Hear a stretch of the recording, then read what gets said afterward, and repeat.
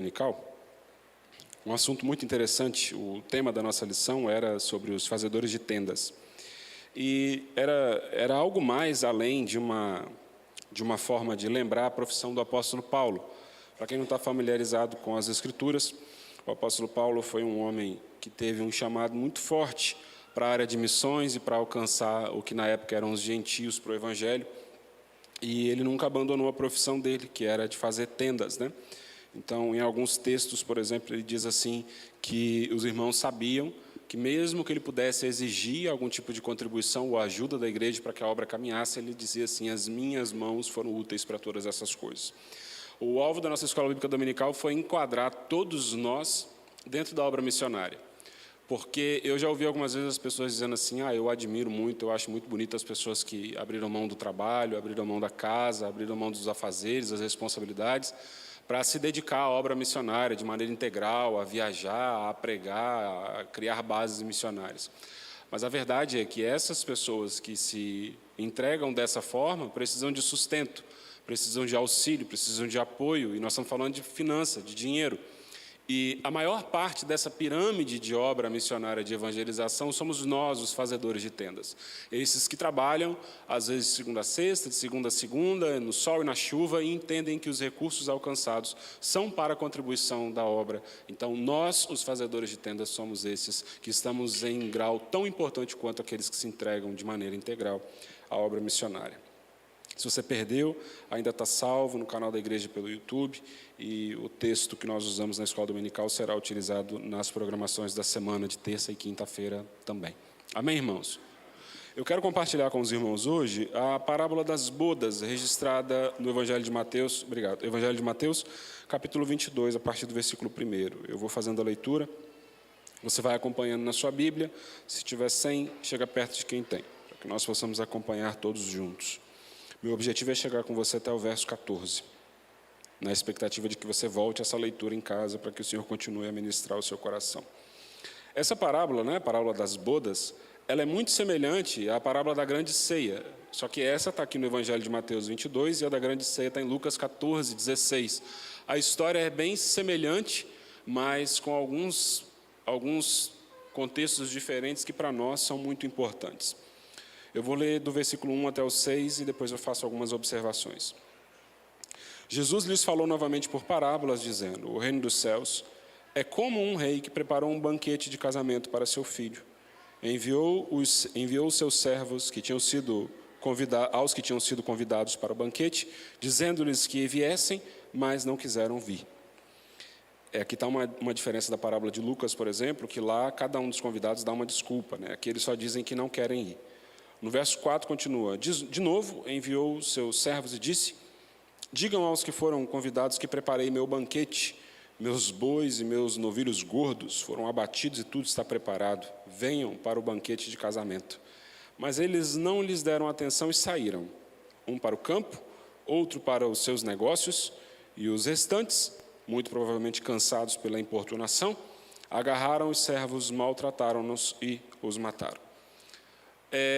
Nesses primeiros versículos aqui, tem algumas coisas que a gente pode desde já começar a refletir. A primeira coisa, eu vou te lembrar no decorrer da mensagem, mas você não pode perder de vista que toda essa história que você está ouvindo é uma ilustração do reino de Deus.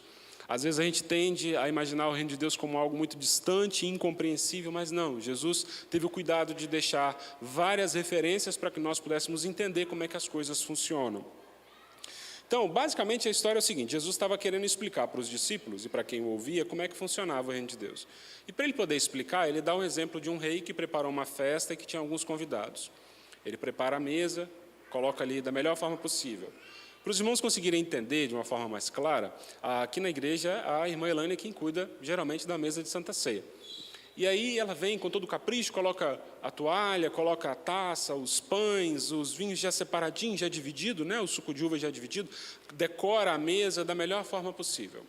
E ela faz aquilo, obviamente, na expectativa de servir ao Senhor através do serviço prestado à comunidade na qual ela está. Agora, digamos que você, na sua casa, prepare um café. Vai na padaria, compra pão, faz um bolo, compra presunto, queijo, requeijão, café, leite. Glória a Deus. E aí vai preparando sua mesa lá. E aí você está me esperando para tomar esse café com você. E aí eu marquei com você de chegar lá 3 horas para tomar esse café com você. 3 horas da tarde. Dá 3 horas, você não recebe nenhuma mensagem minha, chega no portão, eu não estou lá. 3h30, você olha no portão, eu ainda não estou lá. 4 horas você me liga, eu simplesmente desligo o telefone na sua cara. Alô? É fulano, eu desligo o telefone na sua cara. O sentimento que você vai ter é mais do que o sentimento de tristeza. É um sentimento de decepção. Porque eu sabia que você tinha convidado, eu sabia do seu esforço em preparar aquela mesa, eu sabia da dedicação que você aplicou naquilo, e eu conscientemente fiz você perceber que não fazia questão do seu esforço. O que Jesus está dizendo é que um homem preparou uma festa, e quando a festa estava preparada, muito grande, uma festa para muitos dias, ele manda chamar os convidados. E os convidados simplesmente dizem que não querem ir. Ele não fica satisfeito com aquela resposta, e ele manda de novo os servos dele para incomodarem, de certa forma, os seus convidados e os chamarem. E quando eles fazem isso, a Bíblia diz que um foi para o campo, outro foi cuidar dos seus negócios, e os que permaneceram, além de negligenciar o chamado daquele rei, fizeram covardias das mais diversas formas com aqueles servos, e por fim os mataram. Duas coisas aqui são muito relevantes para nós. A primeira é que você não pode perder de vista que isso é uma ilustração do reino de Deus. E Jesus está dizendo aqui que nessa ilustração do reino de Deus havia um público esperado para participar do reino de Deus. E quando esse reino estava preparado, o rei, que é Deus, mandou com que aqueles que fossem os seus convidados fossem chamados para estar com ele. Mas os homens simplesmente disseram, não, nós não queremos ir, não estamos a fim de ir. Deus, mais uma vez, sendo o rei dessa parábola, de maneira muito amorosa, manda seus servos mais uma vez anunciarem que a festa estava pronta e que era muito gostoso e maravilhoso o que ele havia preparado. Mas dessa vez, além de não desejarem ir ter com o rei, ainda mataram os servos do rei. Se nós pudéssemos já aplicar alguns quadros aqui, esses homens que negligenciaram o chamado do rei eram o povo judeu, que negligenciou o primeiro convite do Senhor a estar reconciliado com ele. Era o povo da promessa, era a oliveira verdadeira, a qual nós somos enxertados depois. Mas, quando nós pensamos nisso, a primeira coisa que a gente tem que levar em consideração é que Deus faz aqui 2 convites em 2 formas distintas de se apresentar. A primeira forma que Deus convida nessa parábola, o rei convida os seus servos na expectativa de que eles estivessem prontos para vir para a festa. Quando eles então dizem que não querem. Romanos capítulo 1, versículo 20 diz assim: pois, desde a criação do mundo, os atributos invisíveis de Deus, que são o seu eterno poder e a sua natureza divina, têm sido claramente compreendidos por meio das coisas criadas, de formas que tais homens são indesculpáveis. É impossível que um ser humano pare, olhe para si mesmo e acredite do fundo do coração que ele pode, com todos os seus recursos e vontades, acrescentar um dia de vida para alguém. Os nossos dias de vida são contados e definidos pelo Senhor, de forma que nós não conseguimos aumentar esse prazo com a nossa própria vontade. E essas coisas são a manifestação do poder de Deus sobre todas as coisas criadas. É Deus quem determina, de acordo com os Salmos, quando a madre da mãe é aberta para que a criança possa nascer. É Deus quem determina o ciclo das águas, do vento, da pressão, como diz em Jó. É Deus quem domina todas as coisas, e se Ele retirasse a sua mão por 1 milésimo de segundo que fosse, o mundo se destruiria e entraria em colapso de maneira instantânea. Então, quando Romanos diz que que os homens são indesculpáveis do conhecimento de Deus, por todas as coisas criadas, é porque quando você sai daqui, você olhar para a lua, você olhar para o céu, você olhar para a chuva, você vai olhar para dentro de você e vai dizer assim: eu não tenho condições de determinar quando vai chover e quando vai parar de chover, eu não tenho condições de determinar a que horas o sol vai nascer, eu não tenho condições de determinar o quadro da minha saúde na semana que vem. Eu sou completamente dependente de uma força que é muito maior do que eu e que criou todas as coisas, de forma que nós somos indesculpáveis de maneira natural do conhecimento de Deus. A segunda forma que nós nos tornamos indesculpáveis é porque o que acontece com esses homens que eram convidados do rei para se encontrarem com ele é o que Paulo já havia advertido a Timóteo em 2 Timóteo capítulo 4, verso 3. Timóteo, virá o tempo em que não suportarão a sã doutrina. Pelo contrário, sentindo coceira nos ouvidos, segundo os seus próprios desejos, juntarão mestres para si mesmos. Paulo está falando para Timóteo o seguinte: Timóteo, não se assuste quando chegar o dia em que as pessoas sentarem para ouvir o anúncio do Evangelho e se sentirem incomodadas, se sentirem constrangidas de uma forma negativa pelo anúncio do Evangelho. Porque a forma positiva que nós oramos para que o Espírito Santo nos constranja é expondo os nossos pecados, para que haja arrependimento e mudança de comportamento. Mas existe um constrangimento negativo, que é aquele que você acha que a mensagem é uma indireta para você de alguém que sabe da sua vida e está denunciando você no púlpito porque não vai com a sua cara. Paulo está dizendo assim: olha, Timóteo, vai chegar um dia em que as pessoas não suportarão mais ouvir o convite do rei para a sua festa. E é isso que acontece na segunda vez em que o rei envia os seus servos. Eles não só recusam o convite do servo, como o tomam para perto de si, batem, maltratam, fazem covardia e os matam. Se nós estamos em uma parábola, cada um desses personagens tem uma função muito específica. Quem é que eram esses servos? Eram os profetas e os pregadores, que desde os tempos mais antigos anunciam o caminho do arrependimento, dizendo que nós somos inclinados ao erro desde o pecado original que aconteceu com Adão e Eva. Então, dentro dessa parábola, Jesus está dizendo assim: olha, o reino dos céus é como um banquete, onde Deus já preparou todas as coisas para uma festa perfeita e interminável de alegria e gozo com seus filhos e as suas criaturas. Porém, na primeira vez em que Deus chama os seus convidados para essa festa, existe uma resistência muito grande no coração. Afinal de contas, eu estou muito novo para poder me entregar hoje ao convite de Cristo. Eu sou muito jovem para poder me prender à igreja. Eu tenho uma vida ocupada demais para servir ao Senhor com aquilo que Ele me deu. Eu tenho andado cansado demais. A minha família não está do jeito que eu acho que deveria estar para que eu servisse ao Senhor. Talvez a minha vida financeira não está de acordo com o que eu espero que Deus deveria fazer comigo para que então eu o servisse. Ou talvez a sua desculpa seja que a sua saúde não seja como você gostaria que fosse. Eu não tenho os recursos que eu acho necessário. E com isso nós vamos nos afastando e negligenciando e dando desculpas cada vez mais esfarrapadas para esse convite que o rei nos faz para poder nos encontrarmos com ele. Como se não bastasse a primeira vez que nós damos várias desculpas esfarrapadas para o rei, ele mais uma vez insiste em nós. Nos envia pregadores, homens e mulheres com a autoridade do Espírito Santo, nos proporciona escolas bíblicas dominicais, grita aos nossos ouvidos através do evangelismo, entra no nosso coração através da nossa televisão, do nosso celular, e o tempo inteiro o evangelho gritando aos nossos ouvidos que somos falhos, pecadores, miseráveis, que estamos condenados ao inferno se não houver reconciliação, e ainda assim nós nos comportamos como aquilo que Paulo disse a Timóteo. Essa palavra coça os nossos ouvidos e nos irrita de maneira tal que nós nos afastamos de amizades, nos afastamos de companhias, nos afastamos de outros crentes, de outros servos, porque quando eles nos trazem uma palavra, aquilo nos incomoda de maneira tal que nós preferimos estar mortos em nossas transgressões. E o Senhor continua nos enviando os seus servos para que anuncie a mim e a você que o caminho longe dele é um caminho de inimizade, não tem meio termo.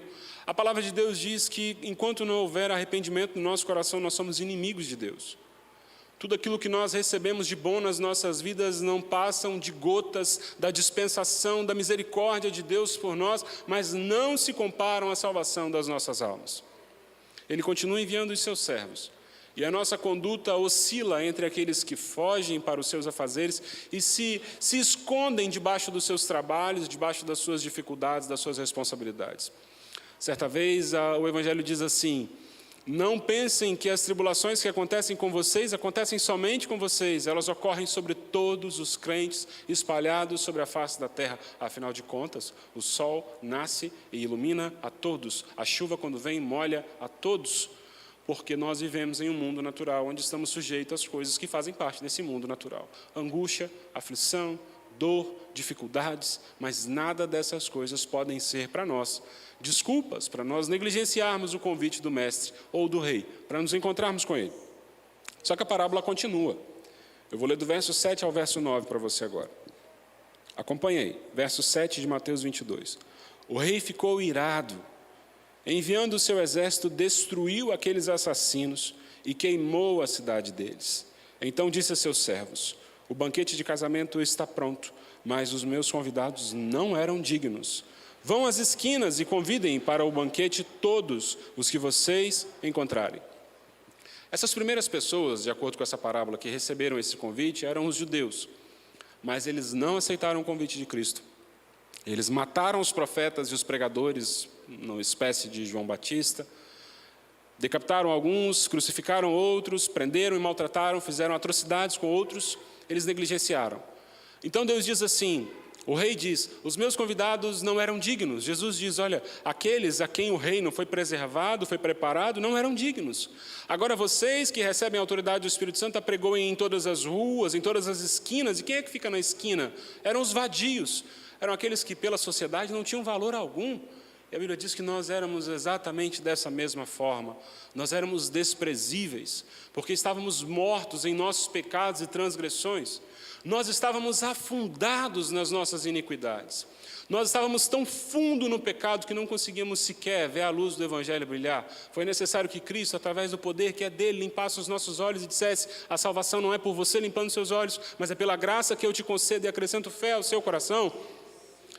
Jesus olhou para aquele quadro e viu, os meus convidados não são dignos, vão pelas ruas, apregoem as esquinas, convidem os desprezados, aqueles que foram abandonados, os rejeitados, os que não têm valor algum, é esses que eu quero dentro da minha sala, compondo o meu banquete, porque agora o reino é para eles. E aí Deus, através de um amor que excede todo o entendimento, rompe a barreira do judaísmo e espalha a mensagem de salvação a todos nós.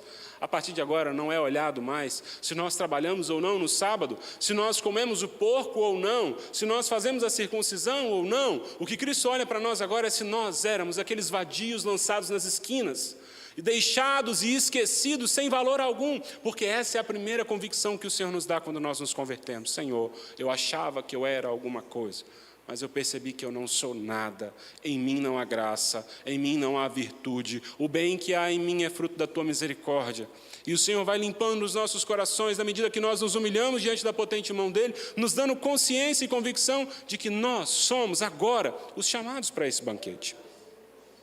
Agora deixa eu te falar uma coisa, talvez você hoje esteja na qualidade daqueles que receberam o convite já algumas vezes e o seu coração não teve interesse em aceitar esse convite. O rei, muito enfurecido pela dureza dos corações, destruiu esses, mas o banquete e a festa continuava preparada. O anúncio do reino de Deus para mim e para você, ele tem um tempo para começar e para terminar. O reino de Deus não. É uma dádiva e uma oportunidade maravilhosa para mim e para você podermos participar desse reino. Mas se o nosso coração se endurecer, a festa não vai parar por mim, por sua causa. O reino não vai parar por mim, por sua causa. Cabe a mim e a você a necessidade de um arrependimento genuíno o quanto antes, para que nós não sejamos desprezados pelo rei, para que o nosso coração não seque de maneira tal, para que nós sejamos completamente abandonados. Agora tem uma coisa, quando o rei diz para os seus servos, vão pelas esquinas, tragam aqueles que ninguém dá nada, que a família já abandonou, que foram desprezados, desamparados, que não têm valor para a sociedade, tragam esses para mim.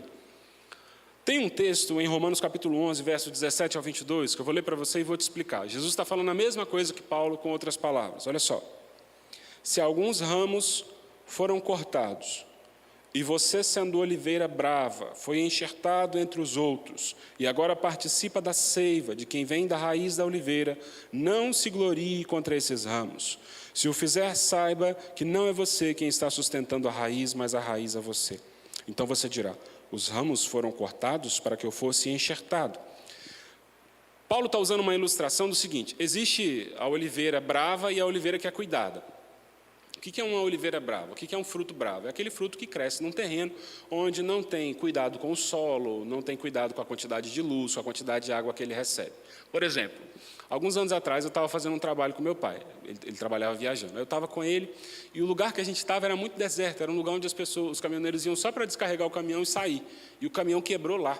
Era 10 horas da manhã, aí foi dando 11, meio-dia, a barriga começou a roncar, a fome começou a bater, não tinha onde pedir comida, o socorro ia demorar muito para chegar, porque era sábado, achar um mecânico que trabalhasse depois de meio-dia no sábado para consertar um veículo pesado não era fácil. E aí meu pai, olhando para o lado assim, viu uma mangueira, uma árvore, com muita manga assim pendurada, e falou, é aqui mesmo. Mas, irmãos, o sol estava muito quente, muito quente. Estava tão quente, quando ele pegava a manga chegava a estar mole, de tão quente que estava. Ele falou, não tem problema não. Foi lá no bebedouro, porque isso tinha, pegou um balde que ele tinha no caminhão, encheu de água gelada, pegou as mangas, colocou todas elas lá dentro para poder dar uma gelada, uma resfriada, para a gente poder comer. E aí eu preciso te dizer que naquele dia eu entendi o que é um fruto bravo. Porque pensa numa manga ruim. Pensa num troço horroroso. Era melhor ficar só com a água que a manga estava. Porque o troço era muito ruim. Isso é um fruto bravo. Talvez você vai andar na estrada algum dia, vai ver um monte de manga madurinha assim, você vai lembrar disso, mas elas estão madurinhas por causa do sol. Receberam sol em excesso, ou receberam água em excesso, alguma coisa aconteceu ali, é um fruto bravo. É um fruto que não tem valor nutricional para suprir a sua necessidade. Conseguiu entender? Paulo faz uma ilustração entre uma oliveira brava e uma oliveira cuidada. A oliveira cuidada é a nação de Israel. Ele diz assim: alguns ramos foram cortados para que vocês fossem enxertados, porque muitos judeus negaram a mensagem do Evangelho e negaram a Cristo. E o curioso é que nós, hoje, olhando, pensamos assim: o judeu precisava se converter ao cristianismo. Não! O judeu só precisava entender que Cristo era o cumprimento da lei e ele continuava sendo judeu, entendendo que Cristo era o cumprimento. Não era uma mudança tão radical assim. E aí ele diz: alguns ramos foram cortados para que você, sendo oliveira brava, fosse enxertada entre os outros. Versículo 19, então você dirá: os ramos foram cortados para que eu fosse enxertado, porque alguns outros foram convidados para participar desse reino que você é convidado hoje, mas negaram e abandonaram esse convite, fizeram violências e atrocidades com aqueles que vieram antes dos pregadores. E aí Paulo continua dizendo: está certo, alguns foram necessários serem arrancados para que vocês fossem enxertados. Eles, porém, foram cortados devido à incredulidade, e você só permanece pela fé. Não se orgulhe, mas tema. Versículo 21, pois se Deus não poupou ramos naturais, também não poupará você. Existe a oliveira verdadeira, que é a nação de Israel. Nós somos, através da conversão, geração eleita, sacerdócio real, nação santa, a Israel verdadeiramente espiritual de Deus, mediante única e exclusivamente o sangue do Cordeiro de Deus que tira o pecado do mundo. Agora fique atento, porque se Deus não poupou os ramos verdadeiros dessa oliveira, não nos poupará, se não houver no nosso coração temor e arrependimento. Versículo 22, portanto, considere a bondade e a severidade de Deus. Severidade para com aqueles que caíram, os ramos que foram cortados, mas bondade para com você, desde que permaneça na bondade dele. De outra forma, você também será cortado. No dia em que nós nos arrependemos dos nossos pecados, nós aceitamos o convite desse rei a nos encontrarmos com ele.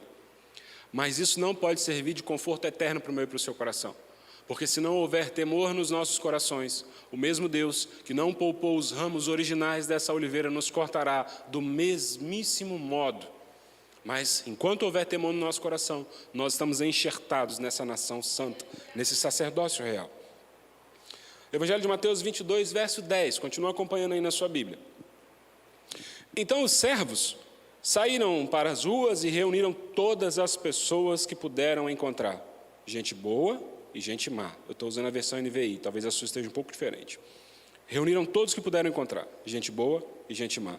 E a sala do banquete de casamento ficou cheia de convidados. Não foi só gente boa para junto do encontro do rei. Amém? O reino de Deus não é separado para pessoas boas. O reino de Deus é separado para pecadores arrependidos. Duvida? A cruz de Cristo foi injusta porque não havia nele pecado algum, mas o bandido crucificado ao lado dele tinha sua pena genuína pelo que fez, e ainda assim ele se arrependeu. O coração era ruim por causa do pecado, mas o reino de Deus não é para pessoas boas, é para pecadores arrependidos. Então você pode ser uma pessoa muito boa, você pode cumprimentar o porteiro, o motorista do ônibus, o trocador, o vigilante, conversar com todo mundo, ajudar quem precisa. Ser uma pessoa que dá oferta para os pobres, que entrega a cesta básica em orfanatos e em instituições de caridade. Você pode fazer tudo isso e muito mais. Se não houver arrependimento, você não passa de um homem e de uma mulher que engana-se a si mesmo, porque a sua salvação e a minha não é alcançado pelo meu e pelo seu trabalho. É alcançado único e exclusivamente pelo arrependimento dos meus pecados e a graça de Cristo que transborda sobre nós. Quem dera se desse para comprar a salvação. Quem dera se desse para nós arcarmos com a salvação. Nós compraríamos a salvação da nossa casa, compraríamos a salvação dos filhos, das mães, dos pais, mas não é assim que funciona. A salvação é um meio exclusivo de comunhão do pecador com Cristo, que se arrepende dos seus pecados, e não há nada que você faça que te garante essa salvação. É fruto do arrependimento que Deus faz brotar nos nossos corações. Amém para os irmãos? A Bíblia continua, e eu acho que essa é uma das partes mais curiosas dessa passagem. Eu vou ler do versículo 11 ao 14 e volto fazendo algumas considerações. Mas quando o rei entrou para ver os convidados, notou ali um homem que não estava usando veste nupcial. E lhe perguntou: amigo, como você entrou aqui sem veste nupcial? O homem emudeceu. Então o rei disse aos que serviam: amarrem-lhes as mãos e os pés, lancem-no para fora nas trevas. Ali haverá choro e ranger de dentes, pois muitos são chamados, mas poucos são escolhidos. Aí você pensa assim: nossa senhora, só porque ele não estava usando a roupinha que devia usar, o dono da festa botou ele para fora num lugar tão ruim, tão cruel assim? Aí eu preciso te lembrar de novo, isso é uma ilustração do reino de Deus. E ele está dizendo assim: existia alguém ali que não estava com as vestes de maneira adequada. E quando o rei coloca para fora essa expressão, num lugar onde haverá choro e ranger de dentes, é porque, deixa eu te explicar.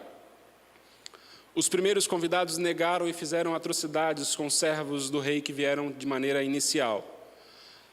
Quando o rei viu isso, abriu o convite a mim e a você, que somos pecadores e que andávamos de maneira desprezível, sem valor. E hoje nós estamos nessa sala desse banquete nupcial. Mas a qualquer momento o rei, dono desse banquete, pode entrar nessa sala e olhar para algum de nós e observar que as nossas vestes não estão de maneira adequada com aquilo que deveria, e a nossa conduta não está de igual modo. E ele não diz que nós permaneceremos no banquete. Ele diz exatamente o que Paulo disse: se Deus não poupou os ramos verdadeiros da oliveira inicial, não poupará também a nós, caso não haja arrependimento no nosso coração. Existem alguns pontos para a gente refletir aqui. O primeiro deles é que aquele homem que estava sem vestes nupcial, ele estava junto dos demais convidados dentro daquele lugar e não causava espanto a absolutamente ninguém. Eu me lembro que quando eu era criança, eu precisei fazer uma apresentação na escola, e aí a gente tinha que usar uma calça preta, e eu não tinha calça preta. Aí minha mãe arrumou uma calça preta para eu poder usar, mas era uma calça preta de um tecido bem fino assim, e tinha que ser um tecido grosso. Aí eu falei assim: ô mãe, mas essa calça aqui está muito diferente do pessoal que vai usar essa calça lá. E aí ela falava assim: meu filho, à noite todo gato é pardo, fica tranquilo que no meio da multidão ninguém vai perceber nada. Você vai ser mais um com a calça preta no meio daquele monte de gente lá. Fica tranquilo. É exatamente isso aqui. Enquanto aquele homem estava no meio daquela multidão que estava aguardando o banquete, ele era apenas mais um. Porque ninguém conseguia olhar um para o outro e discernir o que estava acontecendo. Aí eu quero te lembrar o que o Evangelho de Mateus diz no capítulo 13, verso 29 e 30. E ele respondeu: não, porque ao tirar o joio, vocês poderão arrancar com ele o trigo.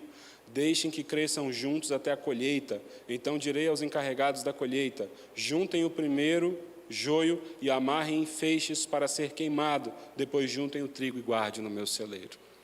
Quando nós olhamos para a igreja, nós não temos autonomia em nós mesmos de identificarmos quem é trigo e quem é joio, embora o testemunho muitas vezes grite.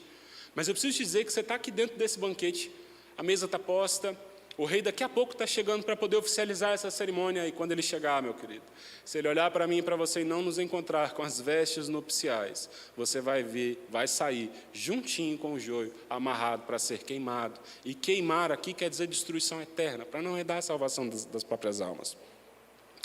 E aí eu lembro que na primeira vez que eu li esse texto, eu pensei assim: rapaz, eu imaginando só o rei no banquete ali, falei: rapaz, esse rei é mau, né?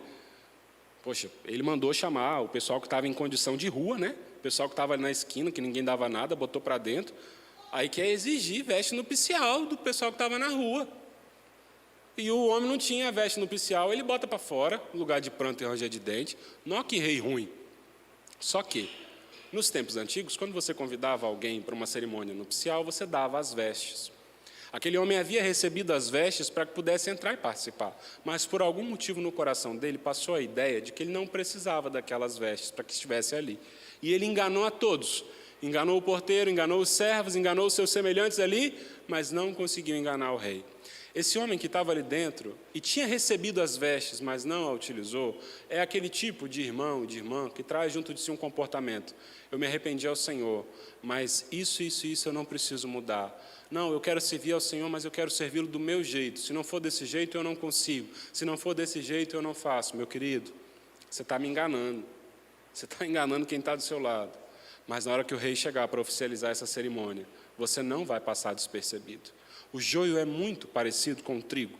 E talvez você está manifestando um comportamento de joio sem perceber.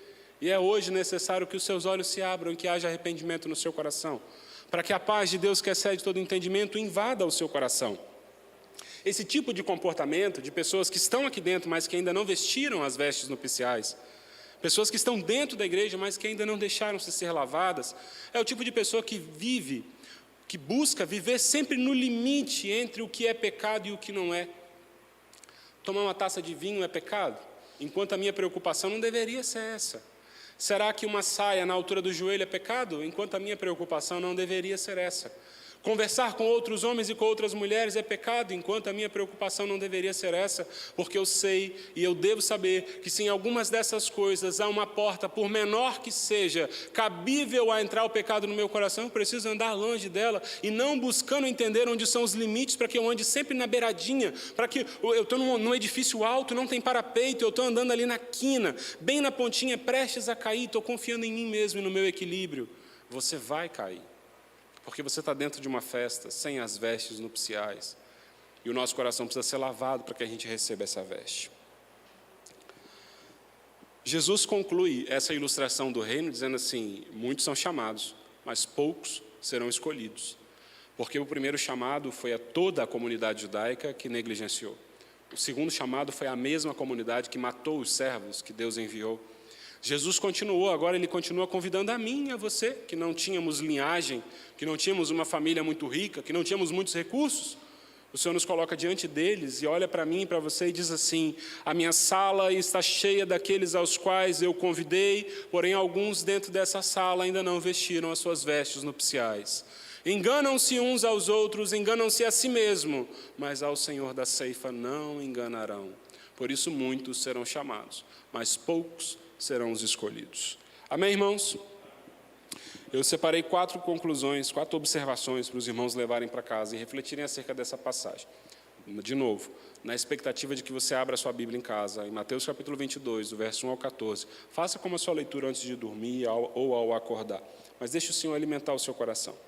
A primeira conclusão que eu tiro é que essa ilustração mostra que geralmente existem convites diversos para nós entrarmos no reino de Deus. O Senhor está te convidando hoje, mais uma vez, a botar as vestes nupciais em santidade a Ele. Mas se você não fizer isso hoje, até o tempo em que Ele determinar, Ele vai continuar gritando isso para mim e para você. Através do celular, através do rádio, do ônibus, de um amigo. Ele vai continuar. A maior preocupação que deve reinar no seu coração é que você não sabe até quando. Qual vai ser a última oportunidade para você mudar a sua conduta. A vida é como um sopro, de acordo com Jó. A segunda é esperado e está no controle de Deus toda a perseguição efetiva contra a igreja, e isso causa enorme indignação no coração de Deus. Quando os primeiros servos vão e recebem um não na cara e voltam entristecidos, o dono do reino dos céus sabia. Quando os seus profetas vão e muitos morrem, são espancados, apedrejados e humilhados, o Senhor da ceifa também sabia. Quando muitos vão e se colocam hoje em dia como pregadores do Evangelho e morrem, o dono da ceifa continua sabendo. E por que eu te digo isso? Porque quando nós vamos para Apocalipse, em um determinado momento o clamor dos mártires diz: Senhor, dá um basta no sofrimento da terra. E ele diz: ainda não, é necessário que mais alguns clamem, que mais alguns gritem. Ah, mas o Senhor então está apático ao sofrimento do seu povo? Não, taças têm se enchido da ira de Deus. Trombetas silenciosamente têm sido tocadas, e você percebe o tocar dessas trombetas através dos maremotos, através dos terremotos, das pragas, das guerras e das pestes, que são o sinônimo de nós conhecemos um Deus que está irado pela indignação contra aqueles que perseguem a sua igreja e os pecadores que ainda não se deram conta dos seus pecados. A perseguição não está fora do controle de Deus. Pelo contrário, ela serve apenas de acúmulo de condenação para aqueles que continuam a perseguir a igreja. Terceira conclusão que eu tiro para você: nós éramos a oliveira brava. Lembra daquela manga ruim que eu comi? Aquela manguinha ruim que você encontra na beira da estrada, que está amarelinha por fora, mas cresceu sem cuidado, cresceu sem estrutura, cresceu sem nutrientes, cresceu de qualquer maneira. Nós estávamos prontos a morrer. Mas o Senhor, de bom grado, nos enxertou na oliveira verdadeira e nos sustém, dizendo para mim e para você o que Jeremias 29, do 11 ao 13 diz: porque sou eu que conheço os planos que tenho para vocês, diz o Senhor, planos de fazê-los prosperar e não de lhes causar dano, planos de dar-lhes esperança e um futuro. Vocês então clamarão a mim, virão orar a mim e eu os ouvirei. Vocês me buscarão e me acharão quando me buscarem de todo o coração. Esse Deus que me conhece e te conhece na sua essência, como ninguém, nem seus pais te conhecem. Esse mesmo Deus diz: eu sei os planos que tem para você. Talvez você, na sua vã imaginação e no seu vã modo de viver, pode achar que você consegue dominar alguma coisa, planejar alguma coisa. Não, o futuro está nas minhas mãos. E eu sei os planos que tem para vocês.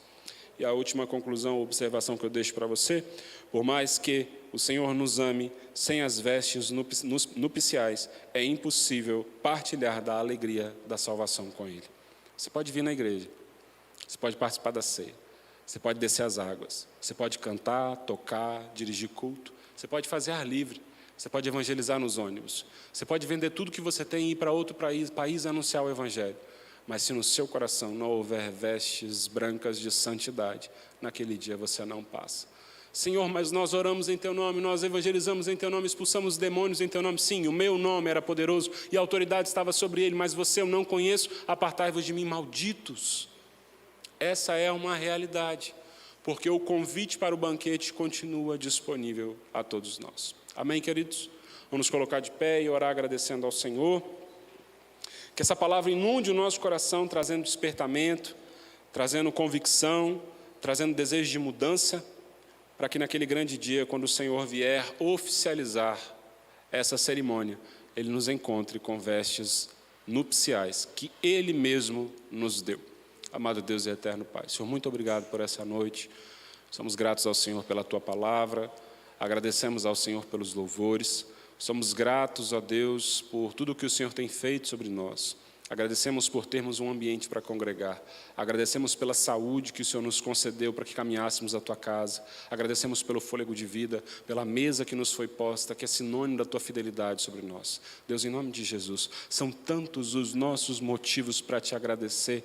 Não permita que o nosso coração se feche em si mesmo, se encha de soberba e carnalidade, mas que o Senhor nos ensine hoje a alcançar essas vestes nupciais, para que quando o Senhor vier oficializar esse encontro e essa festa, nós sejamos contados entre aqueles que estarão na alegria eterna com o Senhor. O Senhor continua nos chamando, e é por isso que nós rendemos graças ao Teu nome. Leva-nos em paz e em segurança aos nossos lares, dá-nos uma noite de bênção, seja ela de descanso ou de trabalho. Que o Senhor se revele a nós nos nossos sonhos, desperta-nos para a oração e incomoda-nos pela presença do Teu Espírito Santo a uma mudança de conduta. Assim nós Te pedimos e Te agradecemos em nome e por amor de Cristo Jesus. Estenda as mãos. Que o grande amor de Deus, a paz e a comunhão do Espírito Santo seja hoje sempre com aqueles que amam e aguardam a volta do Senhor Jesus. Todos digam amém, Jesus. Que Deus os abençoe.